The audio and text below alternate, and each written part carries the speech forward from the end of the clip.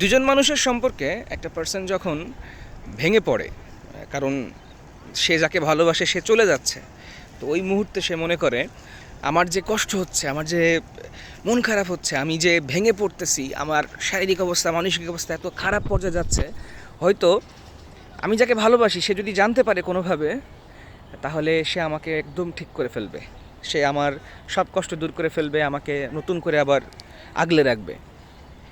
হয়তো সে যোগাযোগ করতে পারছে না বলে আমার অবস্থা না জেনে সেও চুপচাপ আছে। আসলে এটা খুব ভুল একটা চিন্তা। বিশ্বাস করেন, আপনি সব থেকে বেশি কষ্ট পাবেন যখন দেখবেন যে আপনার এই কষ্টের কথা আপনি বলতে পারছেন না বলে আপনার আফসোস হচ্ছিল, কিন্তু আপনি যদি বলার সুযোগ পান এবং ওই সময় ওই মানুষটা সব কিছু দেখার পরেও, জানার পরেও, বোঝার পরেও আপনাকে সেমভাবে ট্রিট করতেছে, আপনাকে খোঁজ করে না, আপনার সাথে সম্পর্ক ঠিক করার চেষ্টা করে না, আসলে কি জানেন, এই মানুষটা বহুত আগে ছেড়ে চলে গেছে।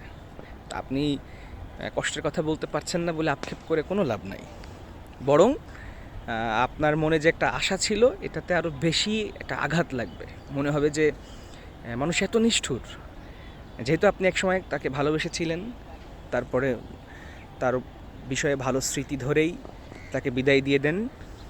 এখানে আর কোনো কিছু নাই। যে আপনাকে ভালোবাসতো, যে আপনাকে আগলে রাখতো, সে এখন আপনাকে আগলে রাখবে না এমনটা না, সে সবসময় রাখবে।